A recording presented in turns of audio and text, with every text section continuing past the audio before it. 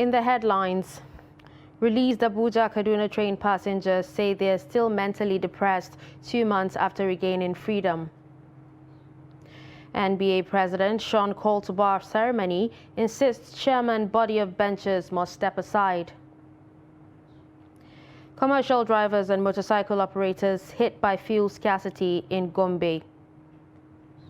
And on the international scene, Chad jails more than 260 people after mass trial over protests. Hello and welcome to Trust News Update. I'm Darshan Hussaina Usman.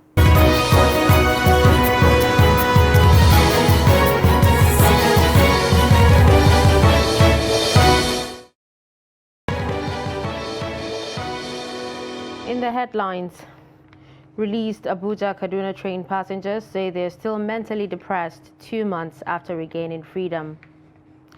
NBA President Sean call to Bar Association insists chairman body of benches must step aside. Commercial drivers and motorcycle operators hit by fuel scarcity in Gombe.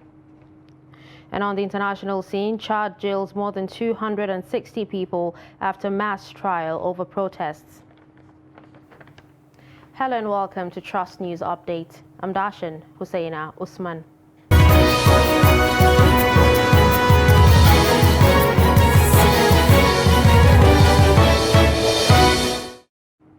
And now the news in detail. 23 Abuja-Kaduna train passengers released from captivity in October want government to look into their plight, as many of them still suffer from health challenges and depression. The victims, while addressing newsmen in Kaduna, said some of them find it difficult to survive after losing their jobs while in bandits' captivity. Bello Musa has more. These are among the last 23 victims of train attack released by terrorists on October 5th. Though they have been reunited with their families, but life has not been easy for them as they face many challenges after regaining freedom.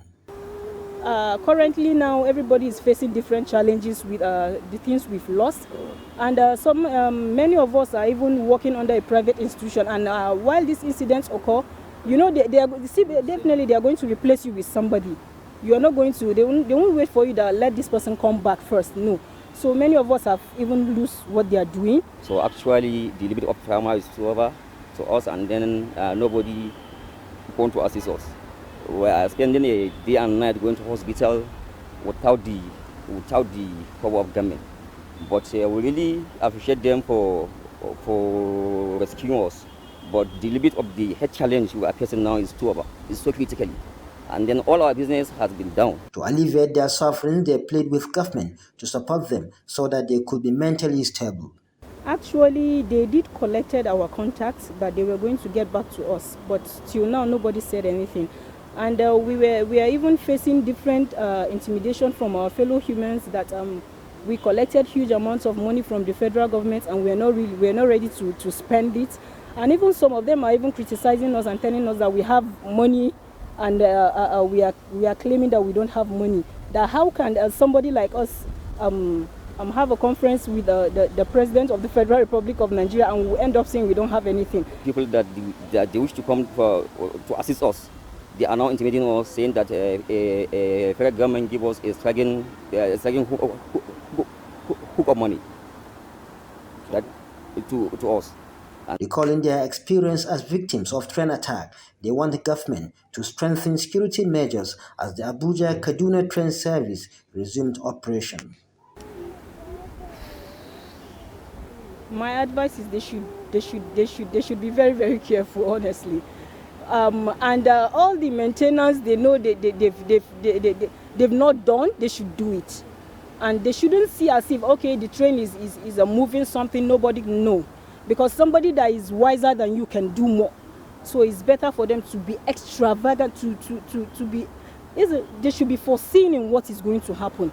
You understand? Those bulletproof something and all those, they should have a CCTV, everything that would, if there is anything on the way, as in something, let me say some meters away, the train should be able to capture. It's been a while since these victims regained their freedom, but they said they are still mentally devastated from the trauma of the attack.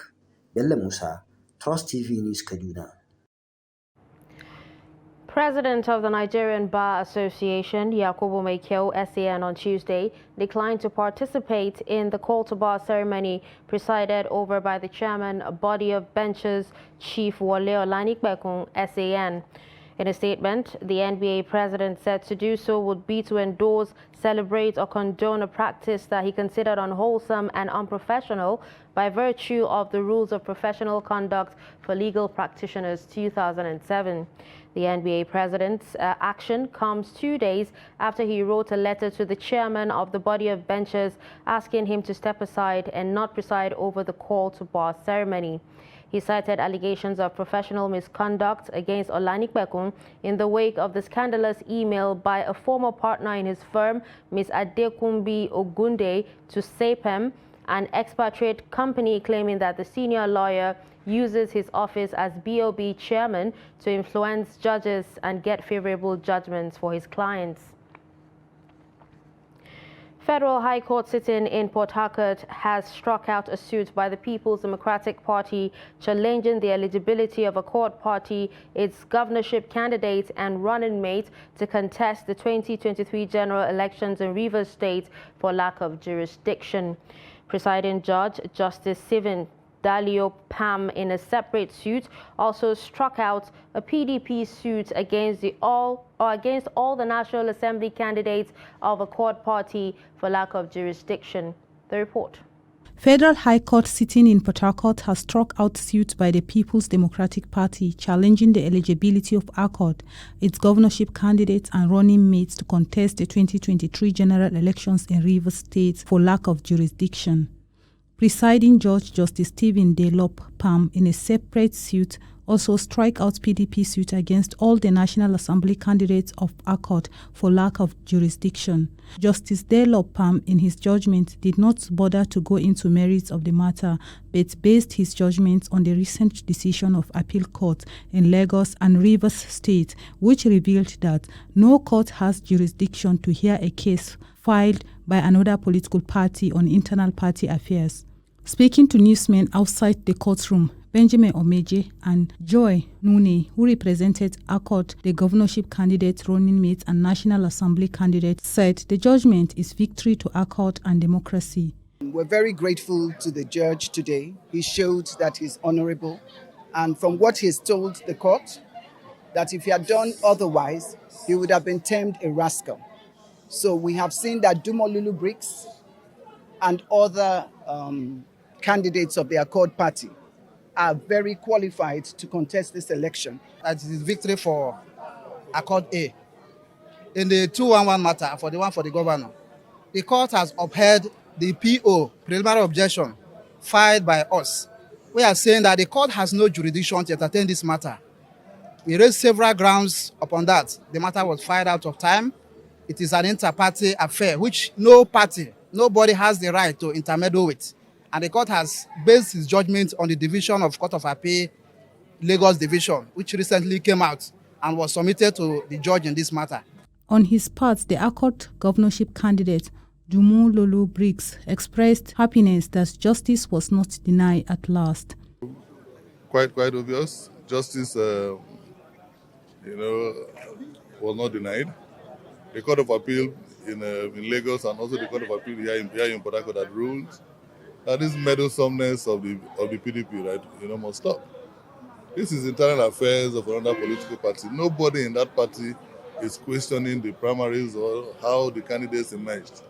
And then meddlesome interloper, you have your own issues in your own party, and you think that, you will drag everybody else to court. So today at least, justice is served. Counsel to PDP, Dike Odina, denied comments. In politics, the resident electoral commissioner in Plateau State, Dr. Oliver Teso Agundu, has warned candidates of various political parties and politicians in the state not to visit him in his residence or any unofficial venue. The REC, who was newly deployed to the state, gave the warning on Monday during a press briefing held at the state headquarters of the commission. Ado Musa completes the report. While briefing journalists on the activities of the commission, the new rec, Dr. Agundu, said his personal home is not an official place for anyone to visit, particularly on issues relating to election. He said, any official issue must and should be treated as official at the INEC office and not his personal residence. I have taken an oath to serve the Commission and the public in all honesty and fairness to all. First, I beg of you to help me achieve the purpose for which I am in Plateau State. The Rec Father explained that the Commission under his watch would do everything possible to conduct the most credible election in the state, calling on the people to seek for information about elections from the INEC's office rather than fake news from other sources. That I'm here to work with my team to deliver the most credible and transparent election here in Plateau State, which will be anchored on accountability, level playing field, and impartiality. Wrongs and fake news, like I said earlier, are deadly weapons that are capable of causing chaos and upheaval, particularly in a politically charged society like ours, where everyone more than ever is enlightened and ready to participate in the electioneering process for a better Nigeria. It is in the light of this that I wish to appeal to all stakeholders to always seek information from official sources in the Commission, rather than building stories on assumption and hearsay. The INEC commissioner further told journalists that all activities leading to the next year's general elections are now on top gear as the commission have activated all measures of ensuring the delivery of credible elections come 2023. Ado Musa, Trust TV News, Jos. With exactly 81 days to the 2023 general elections, the Nigeria Interreligious Council has called for a peaceful and credible conduct of the elections. The call was made at the group's fourth quarterly meeting 2022 in Abuja, themed Peaceful and Credible Elections for a National Renaissance. Noel Sampson has more. A country cannot be truly democratic until its citizens have the opportunity to choose the representative through elections that are free, fair, credible, and peaceful. Hence the importance of the fourth quarterly meeting of NIREC ahead of the 2023 general elections. So I don't believe it's a make or break election. And we must not play into the hands of those enemies of Nigeria who keep on parading or bringing such issues as this is the election that will decide the fate of this country. Only Allah decides the fate of this country and any other country. Let's not play into their hands. Let us go out, campaign peacefully, and whenever the elections come up, we elect whom we think is best for us, and we leave the rest to Almighty Allah. As a faith leader, I am convinced that this ugly history of pre- or post-election violence will not be repeated if we all decide to halt the trend through strategic conversation that appeals to the conscience of the political class like we are doing here today. Unbridled ambition and cutthroat competition among Nigerian politicians is a major part of the problem. Even people with no coherent political ideology and development agenda of any kind also engage in do or die politics. The other issue is the lack of transparency in the electoral process. However, NIREC were given the mandate to preach peace and unity among their members during sermons, as well as the importance of understanding and respecting each other. The leadership of NIREC have a critical role to play in this forthcoming general election because they are regarded as the spiritual heads, influencers of the society, and also custodians of our theology and ethics, which the followers look up to for guidance. At this critical period of active political activities, the leadership of NIREC are expected to be apolitical. Experts are of the opinion that the only way to be certain of a smooth and fair election process is to maintain law and order and respect for humanity. Noel Sampson, Trust TV News, Abuja. Still in politics, former Zamfara State Governor Abdulaziz Yari has condemned the recent clashes between supporters of the People's Democratic Party and those of the ruling All Progressives Party in the state ahead of the 2023 general elections. Addressing a gathering in the state, Yari, who doubles as the chairman of the APC Campaign Council, said his committee will not condone any act of thuggery before, during and after the elections. The former governor noted that it has designed strategies against youths carrying dangerous weapons during political party campaigns. According to him, the state is facing numerous security challenges and does not need additional violence as a result of campaigns. In Zamfara, supporters of the PDP and the APC clashed 2 times in the last 2 months, leading to loss of lives while many were injured and campaign properties destroyed. Moving on to security, no fewer than 55 people, including wives of the fighters of Boko Haram and their rival group ISWAP, have been killed in multiple clashes in Borno State. Reports say the clashes started last week in one of the camps at Mutakinti General Area in Bama local government area of the state, where about 11 fighters loyal to JAS Boko Haram lost their lives in the encounter. Infighting at Dola Land in Zambisa Forest last Saturday also claimed dozens, including fighters and women. ISWAP fighters were said to have outnumbered and overpowered JAS, leading to the death of 11 fighters who died in a gun battle in Mantari General Area. In the aftermath of the encounters, Boko Haram members seized 4 Hilux trucks mounted with weapons belonging to their rivals and burnt another. Bandits on Monday invaded Yerbulu 2 weekly market in Sabon Birni local government area of Sokoto State, killing 6 persons, including 3 policemen. The attack, which took place around 12:30 p.m., came on a day President Muhammadu Buhari was in the state to declare the Chief of Army Staff's 2022 conference open. The bandits were said to have attacked the markets. The member representing Sabon Birni South at the State House of Assembly, Saidu Ibrahim, said the bandits came in about 20 motorcycles, with each motorcycle carrying 3 persons. Ibrahim noted that the attack was carried out by bandits who fled sustained military onslaught in Zamfara, Katsina and Kaduna states. The deputy governorship candidate of the All Progressives Congress, Idris Danchadi, who is from the area, said some places in Sabon Birni were still under the control of the bandits. You're watching Trust News Update. Coming up after the break. Why chieftaincy appointment in Osun State is subject to review. Do stay with us. Now, as part of efforts to support Africa's goal of strengthening... Now, looking at the activity chart, as you can see right here, a total volume of 130... Created a Boko Haram crisis that at that time was restricted to Yobe. How secure are they? You can see security men with blood. This is the road leading up to the... Already, if you look at English squad, you are looking at EPL, you are looking at their names. You are not looking at...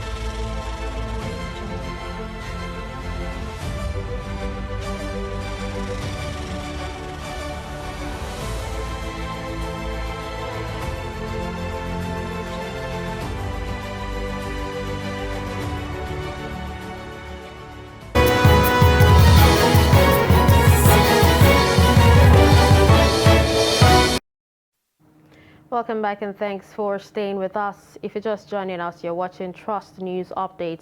Here's a recap of some of our top stories. We told you that released Abuja Kaduna train passengers say they're still mentally depressed 2 months after regaining freedom. We also told you that NBA President Sean Call to Bar ceremony insists chairman body of benchers must step aside. Still on security, personnel of the Nasarawa State Command of the Nigerian Police have rescued 2 persons from a kidnapper's den in Jijikbe village in Karu local government area of the state. A statement by the command's public relations officer, Ramhan Nansel, in Lafia on Tuesday said the victims have since been reunited with their families. He said the police in Karshi have received a complaint about the abduction of security guards working in a firm under construction, whereupon the police commissioner Mayake Muhammad Baba detailed operatives led by CSP Nnamdi Udobo to embark on a manhunt of the kidnappers. According to the spokesman, the suspect will be arraigned in court as soon as the command completes its investigation. Indigents of Ire Town in Osun State have submitted a memorandum to the committee set up by the governor, Ademola Adeleke, to review the appointment of the traditional ruler of the town, Oba Raphael Ademola. The governor, upon his inauguration, ordered the traditional ruler to step aside pending the review of his appointment by the former governor, Adegboyega Oyetola. The memorandum unanimously adopted by kingmakers, chiefs, royal families, community leaders, and other stakeholders urged the state government to discard the selection process that produced Prince Ademola as the Are of Ire land. They insist that due process wasn't followed therein his appointment as Oba, and called for a fresh selection process that will be free and fair. The past government unilaterally select a person against the wish and the will of the people. This is against the custom and tradition of Ire land. All the candidates have shown their interest and have paid statutory requirements. Now it was left for them to face the panel when it was aborted. So now we want them to forget about that and then present themselves to the kingmakers. The kingmakers and the old people of Ire, we are now saying we are not ready to agree with the method in the way Manle was selected. Under normal circumstances, it's supposed to be the duty of the kingmakers and the other chiefs. Away from that story, increase in petrol price is taking a toll on commercial drivers and motorcycle operators in Gombe State amidst fuel scarcity in some parts of the country. Trust TV's Ibrahim Ismail speaks to some commercial drivers and motorcycle operators on the effects of fuel scarcity and price hike as it relates to the current economic realities in the country. The report. Although the Nigeria Petroleum Company NNPC Limited said it has over 2 billion liters of petrol in stock, which is equivalent to over 30 days of sufficiency, fuel scarcity and hike in prices of the commodity continue to inflict hardship on Nigerians. Kaua Muhammad is a commercial driver that runs intrastate travel services in Gombe. He said the fuel scarcity is bringing unnecessary hardships on both passengers and drivers alike. We only buy the product at marketers' stations, but not at government's prices. It costs 250 naira per litre. It affects my work. 4,000 naira worth of petrol then now costs 4,500 naira. Shine gaskiyar magana abun da ya shafi sana'armu na harkar mai muna shan wahala a kansa. We are suffering. We need the government to address this fuel crisis. Duba mu da ido rahama su taimake mu su gyara mana wannan layi na bangaren abun da ya shafi man fetur. Motorcycle and tricycle operators are also affected by the scarcity and price hike of petrol as they purchase the product above official pump price and by extension charge their passengers higher.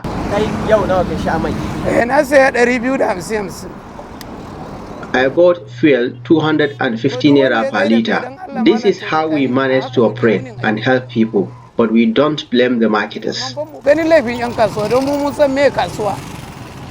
Wahalar da ake samu shine ya kamata idan muka je mu gidajen mai ya zama na cewa ba za mu wuce minti. We should spend only 20 to 30 minutes in filling stations, but now we spend up to an hour or more in queues, which is not supposed to be, and sometimes we only buy at black markets. while the NNPC and the Independent Petroleum Marketers Association of Nigeria, IPMAN, have different explanations as to why the scarcity of the product persists. It is obvious that the masses are going through unprecedented economic hardship. It is hoped that the product will be available in the shortest possible time as holiday season approaches. From Gombe, Ibrahim Ismail reporting for Trust TV. The Central Bank of Nigeria has pegged maximum over-the-counter cash withdrawal per week for individuals at 100,000 naira and 500,000 naira corporate organizations. The directive is contained in a circular to all deposit money banks and other financial institutions, primary mortgage banks and microfinance banks. A circular dated December 6th and signed by the Director, Banking Supervision, Haruna Mustafa, directed that maximum cash withdrawal over the counter by individuals and corporate organizations per week shall henceforth be pegged at 100,000 naira and 500,000 naira respectively. The circular said withdrawals above these limits shall attract process fees of 5% and 10%. The circular further stated that the maximum cash withdrawal per week via automated teller machine ATM shall be 100,000 naira, subject to a maximum of 20,000 naira cash withdrawal per day, while third-party checks above 50,000 naira shall not be eligible for payment over the counter. The Apex Bank said only denominations of 200 naira and below shall be loaded into the ATMs. The maximum cash withdrawal via point of sale, that's POS terminal, shall be 20,000 naira daily, the circular further stated. This new policy will take effect nationwide from January 9, 2023, warning that aiding and abetting the circumvention of this policy will attract severe sanctions. Moving on, there may be flight delays or cancellations to and from Katsina, Kaduna, Kano and some states over Harmattan dusts in parts of the north. The Nigerian Meteorological Agency, in a statement by its General Manager, Public Affairs, Muntari Yusuf, said the dust haze will affect horizontal visibility adversely. NIMET weather forecast shows that visibility will be impaired in Katsina, Zamfara, Kano, Kaduna, Yobe and Jigawa states following the dust haze traveling from Niger Republic. NIMET said this weather condition is expected to persist for the next 3 days, adding that daytime temperature is expected to fall as a result of the plume of dust coming into the country. The agency advised members of the public to take necessary precautions due to dust particles presently in suspension over the atmosphere. And finally, on the international scene, a court in Chad has handed out jail terms of between 2 to 3 years to more than 260 people arrested after anti-government protests in October, with defense lawyers arguing that the trial was illegal. A total of 401 people were put on mass trial on Koro Toro prison, a high-security jail located in the desert, 600 kilometers from the capital in N'Djamena last week. Speaking at a news conference on Monday, Public Prosecutor Musa Wade Jibrin said while 262 people were given jail sentences, 80 were given suspended terms and 59 were acquitted. The defendants were charged with taking part in an unauthorized gathering, destroying belongings, arson, and disturbing public order. Approximately 50 people, including 10 members of the security forces, died when police opened fire on demonstrators in N'Djamena and several other cities on October 20.